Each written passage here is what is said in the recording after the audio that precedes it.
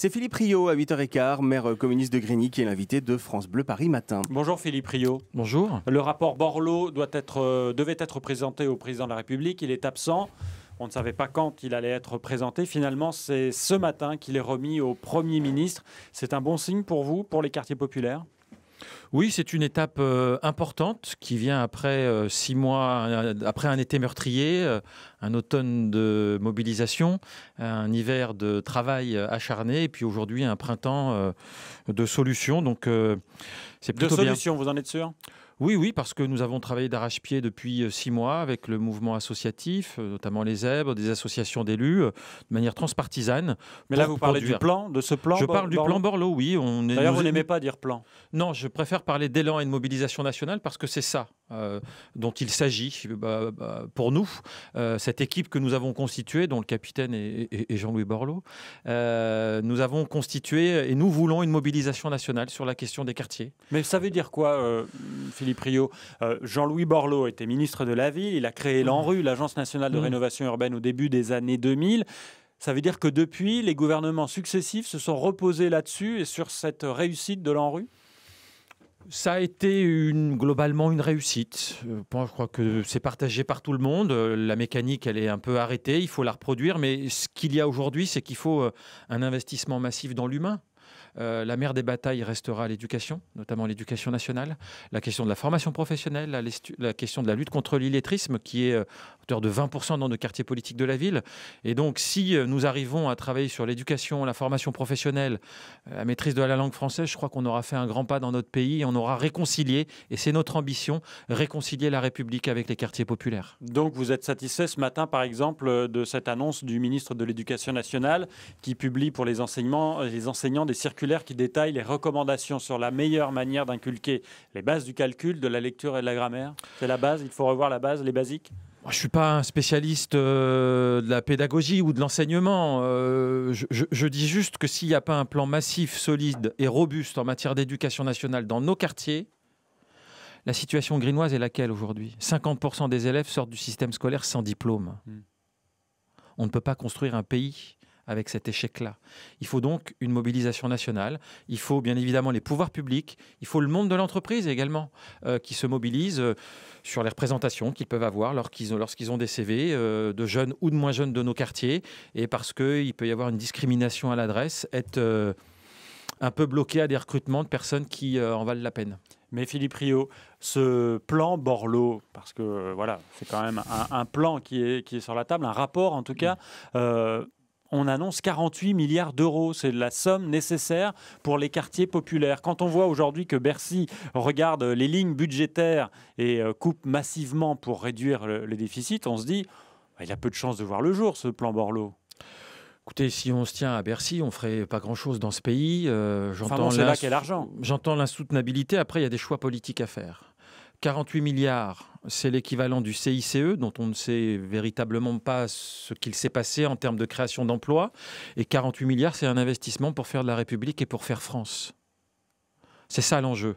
Et donc j'espère que le politique, y compris le président de la République, le gouvernement, et nous pousserons pour cela, et c'est pour ça que nous appelons à la mobilisation nationale, pour que, oui, c'est 48 milliards, c'est peut-être même 50, peut-être 55, mais il en va de notre République et de la France. Où va aller cet argent ?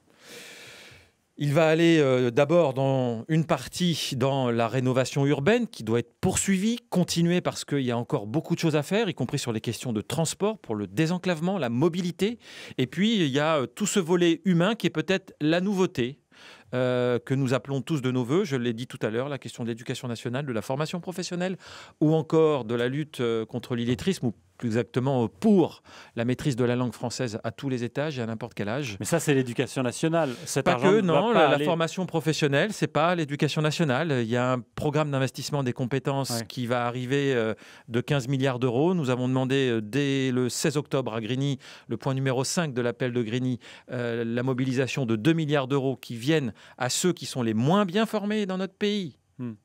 Pour gagner en employabilité, pour avoir des parcours sur mesure, du coût humain, parce que c'est ça dont il faut, ça coûte un peu plus cher. Mais aujourd'hui, dans les quartiers populaires, Philippe Rio, on demande quoi en priorité tout en haut de la liste, quoi ? L'emploi ? L'éducation et la formation. Le travail ? Oui, mais on n'aura pas de travail. Depuis 40 ans, on n'a peut-être pas utilisé les bonnes méthodes. Il y a quand même moins d'écoles et il y a moins de formation professionnelle. Et donc, il faut renouer avec ce qui fait la base et le socle. C'est l'éducation nationale et puis la formation professionnelle. Si on n'est pas diplômé, si on n'a pas acquis une compétence, un savoir-être et un savoir-faire, on ne peut pas être dans l'emploi.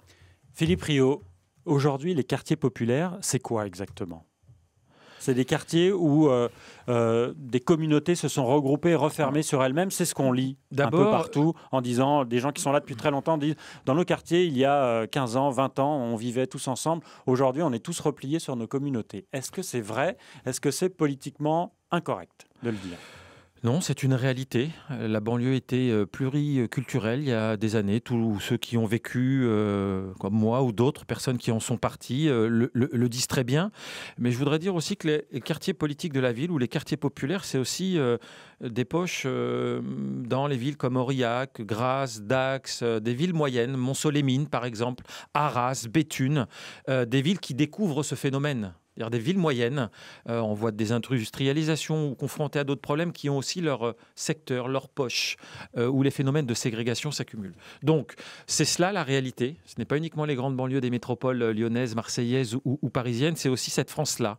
C'est 6 millions d'habitants, 15% de la population française, le double de la jeunesse. Et avec cette jeunesse, soit on produit la relève dans ce pays, on fait de la cohésion, sinon ça sera l'explosion. Aujourd'hui, il y a des signaux sourds. Là, à Toulouse, là, à Bagnolet. Aujourd'hui, voilà, nous sommes sur un volcan. Il faut faire très attention. La réponse aujourd'hui, c'est quoi ? C'est la police de sécurité du quotidien dans ces quartiers ? Non, encore une fois...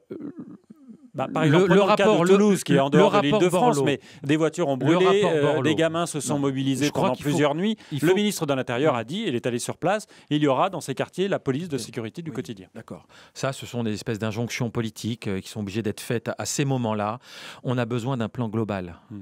Nous ne voulons plus de mesures gadgets qui diraient pour faire l'emploi, il faut faire les emplois francs. Pour faire l'éducation, regardez, ça va marcher avec les CP dédoublés. Là, on va mettre de la police quand il y a une voiture qui crame. Ce mode de pensée-là, il faut un changement des mentalités, ne marchera plus. La classe politique française doit évoluer. Il nous faut du temps et des choses solides. Et de la globalité. On ne peut pas agir uniquement sur un mal.